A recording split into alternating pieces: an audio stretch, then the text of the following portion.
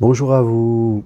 Quand l'ego détruit l'amour, quand l'ego nous empêche de vivre une bonne relation avec nous-mêmes et avec l'autre, quand l'ego nous fait rester dans une solitude que nous subissons et nous empêche de vivre une vie sentimentale harmonieuse. Essayons de mettre des mots, si vous le voulez bien. Souvent, nous allons comparer deux parties de nous que l'on va appeler le moi et d'un autre côté le soi. Le moi est la partie de nous la moins évoluée. Et nous pouvons l'observer, nous vivons beaucoup de la société du moi, c'est-à-dire une société où nous sommes continuellement dans la comparaison. Et le moi se sert souvent pour se défendre de ce qu'on appelle l'ego, c'est-à-dire d'une partie de nous qui est sur la défensive. Le moi se sent toujours inférieur, blessé, et il se sent différent de l'autre, il se sent en insécurité. Donc le moi va se servir de ce qu'on appelle l'ego, c'est-à-dire quand je suis dans l'ego, c'est dans certaines circonstances, eh bien, je vais réagir par la défensive. Alors, cette défensive peut prendre deux formes. Soit c'est une défensive qui va être contre moi et je vais souvent m'empêcher de vivre, je vais m'interdire de vivre des choses par peur de souffrir, je vais avoir beaucoup d'attentes envers les autres, donc je vais parfois me dénigrer moi-même, me trouver pas assez bien. Donc je vais vraiment, mon ego qui va attaquer mon moi, par rapport aux autres, eh bien, va se retourner contre moi, ou alors ça peut être le contraire, c'est-à-dire que je vais être quelqu'un qui va se mettre en avant, qui va beaucoup chercher de la réussite, qui va parfois être agressif, qui va juger, qui va ne pas faire confiance, qui va voir un petit peu l'injustice partout, donc qui va être dans une agressivité toujours latente que l'on ressent quand on est en face de certaines personnes. Donc vous le voyez, quand je suis dans le moi, c'est moi par rapport aux autres. Moi, je suis moi, l'autre, il est lui. Ensemble, nous sommes différents. Le moi et l'ego qui le défend, eh bien, crée de la séparation. Il ne peut jamais créer de l'unité. Quand on est dans le moi et avec son ego qui le défend, eh bien, nous sommes souvent dans des blessures de l'enfance, plus ou moins profondément.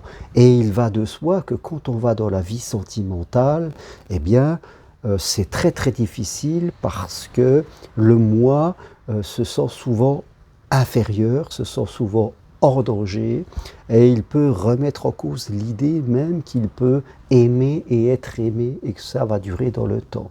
Mais il n'y a pas que la vie sentimentale, il y a aussi la vie professionnelle, la capacité de réussir, de gagner de l'argent, d'être soi-même. Donc le moi et son ego, eh bien, sont toujours dans l'inquiétude. La paix intérieure, ils ne savent pas ce que c'est, ou alors de façon très épisodique. Ils ne sont pas dans la sécurité parce qu'ils créent de la séparation, comme je vous le disais. Donc l'autre, peut-être pas tous les autres, mais une bonne partie des autres sont des dangers, sont un potentiel de désagrément, sont un potentiel de mésentente, de conflit, sont un potentiel eh bien, de moquerie par rapport à moi, de culpabilité, de frustration, de jalousie. Vous voyez, quand je suis dans le moi et l'ego qui le défend, je vais développer toutes ces émotions que vous connaissez, que ce soit la jalousie, la culpabilité, la colère, la peur, la tristesse, des émotions souvent excessives par rapport à des situations qui vont me mettre sur la défensive, soit en me cachant moi-même et en m'évitant de me mettre dans des situations qui pourraient me faire souffrir, soit en allant me confronter et voir en faisant moi-même souffrir les autres, qui peut-être eux aussi sont dans leur moi et dans leur ego. Donc quand je suis dans mon moi et l'ego qui sont défenseurs, c'est très difficile d'avoir des relations avec des autres, que ce soit dans la vie sentimentale, au travail, en famille ou avec amis. C'est pas facile d'avoir des relations stables et qui durent dans le temps parce que on est toujours sur la défensive, il y a toujours une crainte qui est là un petit peu, et forcément la vie va toujours nous mettre dans des situations pour nous confronter à cela et nous permettre d'évoluer. Il va de soi que si je refuse l'évolution et que quelqu'un qui est vraiment dans l'inconscience du moi et de son ego dira toujours c'est la faute des autres. Et tant que je dis que c'est la faute des autres, je suis dans l'inconscience.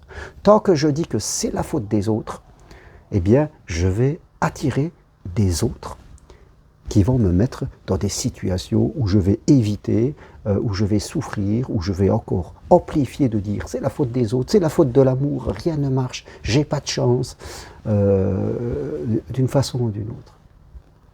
Voyez-vous dans votre vie à l'intérieur de vous comme une profondeur. Au début, il y a le moi. Le moi, c'est moi. Et dès qu'on commence une phrase en disant ben moi, et on en fait beaucoup, c'est que quelque part on est connecté à ça. Mais une fois qu'on commence à dégager le moi, c'est-à-dire notre côté primaire, plus ou moins fortement présent, qu'on commence à le guérir de toutes ses blessures, qu'on commence à l'apaiser, qu'on commence aussi à lui apprendre des choses, on va descendre le plus profond vers ce qu'on appelle le soi. Le soi n'a plus besoin de l'ego.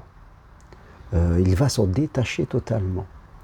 Le soi est une partie de nous plus en paix, quelles que soient les conditions extérieures. Le soi est une partie de nous plus sereine, qui a appris à se connaître, qui a appris à s'accepter, qui a appris à connaître ses points forts, mais aussi sa vulnérabilité, qui s'accepte pour ce qu'elle est et qui accepte les autres. Le soi ne contredit plus, le soi ne se plaint plus. Le soi ne critique plus, n'essaye plus de contredire, n'essaye plus de ni se mettre en avant, ni de se mettre en arrière. Le soi, quand il est dans un groupe, il apporte de la tranquillité. Il se mélange avec les autres, il ne se compare plus. Pour lui, l'autre et moi, c'est pareil. Nous sommes tous des enfants de Dieu. Même si nous sommes différents parce que nous avons tous hérité de talents que nous devons utiliser dans la vie, le soi comprend que nous faisons équipe, nous sommes ensemble. Là où le moi fera toujours de l'individualité, le soi, c'est le nous, il fait du collectif. Et il apporte cette paix, il va toujours dans ce sens. Et il va de soi, comme je dirais, il va de soi. Vous voyez la parole que je dis même sans m'en apercevoir, que le soi, quand il va dans les relations affectives, sentimentales, familiales, eh bien, il attire des personnes souvent de ce même niveau, il est apaisant et il vit de belles relations qui durent dans le temps. Le soi n'a plus besoin de défense. Sa défense, c'est l'amour. Sa défense, c'est l'amour, un amour juste, un amour authentique. C'est sa parole qui est apaisante et qui emploie des mots rassurants. Donc, c'est vraiment une différence énorme. Nous naissons dans le moi et nous grandissons pour la plupart des gens dans le moi faible. Nos parents y étaient déjà, par manque de connaissances, par manque d'éducation. La société nous maintient constamment dans le moi, parce que c'est une société marchande, parce que c'est une société de comparaison. N'attendons pas que la société change. La société joue son rôle. Elle vend depuis toujours. C'est un cheminement intérieur. Ne critiquons jamais la société de nous maintenir dans le moi. On serait encore en train de dire c'est l'autre, c'est-à-dire c'est mon voisin, c'est le gouvernement, c'est la société, que sais-je, c'est le Covid ou c'est autre chose. C'est toujours la faute de quelqu'un, mais pas moi. Le moi dit jamais c'est moi. Le moi dit c'est l'autre. Le soi peut faire des erreurs, mais il va dire tiens, je vais me regarder, qu'est-ce que je dois apprendre pour progresser? Qu'est-ce que je peux faire pour faire le bien? Voilà la question que se pose toujours le soi. Qu'est-ce que je peux faire pour faire le bien? Là où le moi va dire qu'est-ce que je peux faire pour me défendre, qu'est-ce que je peux faire pour avoir ce que je veux, qu'est-ce que je peux faire pour qu'en amour mes critères soient respectés, que l'autre fasse ce que je veux. Ça n'a rien à voir. Ça n'a rien à voir. Donc à un moment de notre vie, renaître de manière spirituelle, c'est choisir de quitter le moi pour aller vers le soi. C'est ce que viennent faire ceux qui viennent sur le chemin de Compostelle. C'est pas facile. Au début, on fait toujours la navette, on fait l'essuie-glace. Il y a des moments où on est dans le soi et là, on sent complètement la différence. Et puis il y a des moments, des événements, des gens, nous faut basculer dans le moi, avec l'ego comme défenseur. Et là, on s'énerve, on fait des choses, on se critique, peu importe. Donc pendant un moment, n'ayons pas l'ambition, soyons plus humbles, de croire que nous allons basculer comme cela, comme on appuie sur un bouton, que c'est facile et qu'on y est. Vous voyez? Non. On sait qu'on va faire des sorties de route, mais on a ce chemin, cette renaissance que l'on veut faire. C'est ça ce que je vous invite à faire si vous voulez vivre l'amour, si vous voulez être plus en paix dans votre vie, si vous voulez avoir de la confiance, si vous voulez avoir même de l'argent, je vous dirais. Je me souviens, souvenez-vous, quand il y avait le Covid, combien des gens disant « Oh, les moutons, vous, là, les moutons, nous, on est des éveillés, et vous, vous êtes des endormis. » Voilà des phrases qui prouvent bien que ces gens étaient dans le moi, avec l'ego, parce que jamais le soi ne dira c'est ta faute, toi tu dors, moi je suis réveillé. Jamais le soi ne dira ça, parce que le soi est humble. Le soi peut savoir que il a aussi des angles morts, que parfois il peut se faire avoir par son propre moi. Il est humble, donc il ne dira jamais « moi je suis là-haut, toi tu es en bas ». Ça n'existe pas. Il n'y a que le moi qui peut parler comme ça. Il n'y a que le moi qui peut dire « moi je suis éveillé, vous dormez ». Ça ne peut pas être possible. Donc aujourd'hui, vous devez prendre conscience de où vous en êtes et choisir de progresser. Ce n'est pas facile.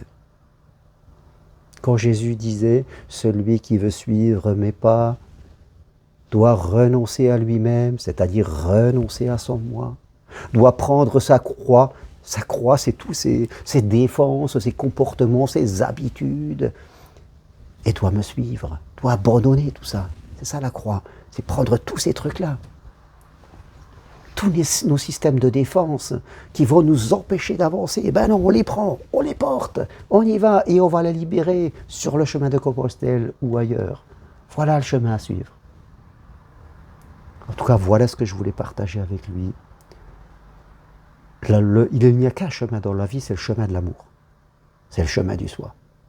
Même si on n'y est pas. Ça doit être notre cap, notre boussole. Et c'est lui qui veut aider les autres.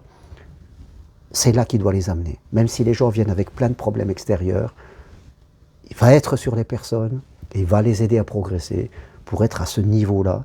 Parce que quand on est à ce niveau-là, comme le disait le Christ, construisez le royaume et tout vous sera donné. Le royaume, c'est le soi.